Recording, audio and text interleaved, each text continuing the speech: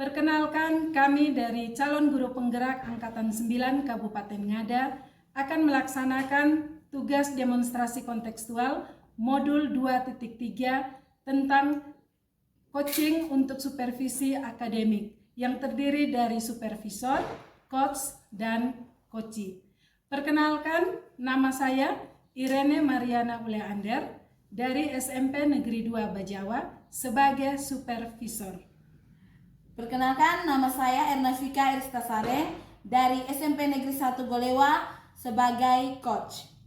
Perkenalkan, nama saya Blandina Owa dari TKK Negeri Turinka Mengeruda sebagai coachee. Selamat menyaksikan. Selamat siang Ibu Fika. Selamat siang Ibu Ria. Apa kabar hari ini? Baik Bu. Puji Tuhan kalau kabarnya baik. Ibu Fika, saya akan melakukan observasi terhadap Ibu Fika dalam proses coaching sebentar. Nah, dalam proses observasi ini saya akan menggunakan rubrik penilaian, yaitu mendengarkan aktif, pertanyaan berbobot, dan memberdayakan coachee. Kira-kira menurut Ibu bagaimana dengan penilaian ini? Saya sangat setuju dengan rubrik penilaian yang disampaikan oleh Ibu Ria yang terdiri dari 3, yaitu mendengarkan dengan aktif, terus mengajukan pertanyaan berbobot, dan yang ketiga memberdayakan coachee. Ya, jadi dari 3 jenis penilaian itu merupakan prinsip dari coaching itu sendiri ya Ibu. Ya. Kompetensi apa yang ingin Ibu kembangkan dalam coaching? Kompetensi yang ingin saya kembangkan dalam coaching ada 3, yaitu yang pertama kehadiran penuh, yang kedua mendengarkan dengan aktif, dan yang ketiga mengajukan pertanyaan berbobot. Kira-kira kompetensi mana yang lebih spesifik yang akan Ibu kembangkan nanti? Kompetensi yang lebih spesifik yang akan saya kembangkan dalam proses coaching ini adalah kehadiran penuh, Bu. Ya, jadi saya setuju sekali ya, yang akan Ibu kembangkan adalah kehadiran penuh, Ya. di mana Ibu akan memperhatikan dengan seksama, mendengarkan dengan penuh rasa, akan coaching Ibu sendiri ya. Ya. Kira-kira indikator ketercapaian apa dalam coaching kali ini? Indikator ketercapaian dalam coaching kali ini itu ada 2, Bu. Yang pertama coaching dengan menggunakan alur tirta. Jadi tirta sendiri itu terdiri dari tujuan. Jadi nanti coach dan coachee itu berusaha untuk menetapkan tujuan dari coaching yang akan mereka lakukan. Terus yang kedua identifikasi. Terus yang ketiga adalah yang ketiga R adalah rencana aksi, dan yang terakhir adalah tanggung jawab. Di mana tanggung jawab di sini merupakan di mana coachee dan coach itu harus membangun komitmen dari rencana aksi yang telah diajukan oleh coachee sendiri, Bu. Oh ya. Jadi apakah indikatornya hanya 1 tadi? Oh, selain menggunakan alur tirta masih ada 1 lagi, Bu, yaitu memberdayakan coachee. Di sini saya sebagai coach akan berusaha mengajukan pertanyaan berbobot sehingga membuat coachee bisa menemukan solusi dari masalah yang dihadapi. Oke, baik. Ibu siap melaksanakan proses Siap. coaching? Siap. Ya, silakan Ibu. Selamat siang Ibu Erna Fika. Selamat siang Bu Blandina. Apa kabar Ibu Erna? Kabar baik. Bagaimana dengan Ibu Blandina? Kabar saya juga baik Bu. Namun saat ini saya mengalami masalah Ibu. Apakah Ibu punya waktu luang untuk kita berbicara mengenai masalah yang saya hadapi saat ini? Oh, bisa Bu. Bagaimana? Ada masalah apa yang dihadapi oleh Ibu Blandina? Begini Bu, saya di kelas ada 2 murid yang tidak mau melakukan pembelajaran di dalam kelas. Masalah yang dihadapi oleh Ibu Blandina, ada 2 murid yang tidak mau mengikuti pembelajaran di dalam kelas. Kira-kira apa harapan Ibu Blandina dari percakapan kita kali ini? Harapan saya bahwa saya mau mendapatkan solusi Bu dari masalah yang saya hadapi ini. Oke. Ibu Blandina bisa menceritakan secara detail masalah yang dihadapi oleh Ibu Blandina? Oke, begini. Di dalam kelas saya Bu ada 2 murid yang setiap harinya hanya datang untuk memang masuk di dalam kelas, namun hanya mau berdiam diri saja Ibu. Di saat memberikan tugas, mereka ini hanya duduk dan tidak mau untuk mengerjakan kegiatan yang diberikan oleh guru. Jadi dua murid ini tidak ikut pembelajaran dalam kelas ataupun mereka ada di dalam kelas tapi tugasnya tidak dikerjakan ya Bu? Iya Bu, mereka hanya duduk menonton saja. Sejauh ini apa yang sudah dilakukan oleh Ibu Blandina untuk menangani kedua murid tersebut? Sejauh ini yang saya lakukan itu melakukan pendekatan dengan anak kedua peserta didik ini. Lalu saya melakukan pendekatan dan sharing dengan orang tuanya di rumah, menceritakan tentang keadaan anaknya di sekolah, kegiatan aktivitas yang anaknya lakukan di sekolah, dan saya memberitahu bahwa oh anaknya ini di sekolah ini seperti ini, dan saya menggali atau mencari tahu mungkin ada penyebab apa mungkin dari rumah sehingga sampai di sekolah anak ini selalu berdiam diri seperti itu. Bu Blandina, saya boleh tahu pendekatan seperti apa yang dilakukan oleh Ibu Blandina terhadap kedua siswa tersebut sebelum sharing dengan orang tua? Kira-kira pendekatan secara langsung ke anak tersebut itu bagaimana Bu? Pendekatannya itu Bu, awalnya saya bertanya ya, maksudnya mereka itu maunya apa yang mereka suka dalam ini pembelajaran. Namun anak ini hanya menggeleng saja Bu, hanya mau berdiam diri saja. Terus yang kedua, Ibu Blandina sharing ke orang tua, kira-kira tanggapan orang tuanya seperti apa?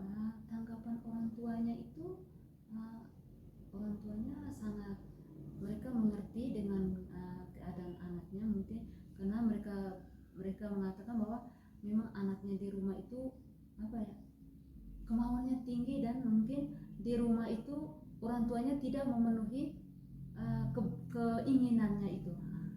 Mungkin sampai di sekolah dia ingin melampiaskan atau dia ingin saya mau bermain ini, tapi mungkin dia ada rasa takut, entah mungkin dari rumah dia dibentak, makanya dia terbawa dengan rasa takutnya itu sampai di sekolah. Seperti itu ya. Mungkin juga anak ini butuh perhatian. Mungkin dari sekian banyak anak yang ada di kelasnya Ibu, mungkin 2 orang ini harus diberi perhatian khusus atau bagaimana Bu? Iya Bu, awalnya memang ya mungkin karena kami ditinggalkan istilahnya anak ini kan bermain ya Bu ya. Mereka belajar dengan bermain, jadi kami ini fokus dengan anak-anak yang aktif. Jadi mungkin selama ini kami menyepelekan mereka, tapi seiring perjalanan saya melihat bahwa berarti mereka ini harus ada pendampingan khusus untuk mereka berdua. Dari 2 hal tadi, yang pendekatan ke anak, terus sharing ke orang tua, terus Ibu Blandina juga mulai menemukan bahwa mereka ini harus ada pendampingan khusus. Kira-kira ada perubahan tidak dari yang dilakukan mulai dari pendekatan, terus sharing ke orang tua dan juga pendampingan khusus? Waktu melakukan pendampingan khusus, anak ini mulai ada perubahan karena kami memberi ruang untuk dia untuk bisa melakukan apa saja yang dia inginkan. Berarti untuk kedepannya Ibu Blandina akan melakukan pendampingan khusus terhadap kedua anak tersebut? Iya. Oke. Jadi dengan adanya pendampingan khusus ada perubahan ya Bu? Ada perubahan. Oke. Berarti apakah tidak ada yang lain, solusi yang lain terkait untuk menghadapi kedua murid tersebut selain dari pendampingan khusus? Mungkin ada yang lain yang terlintas di pikirannya Ibu Blandina?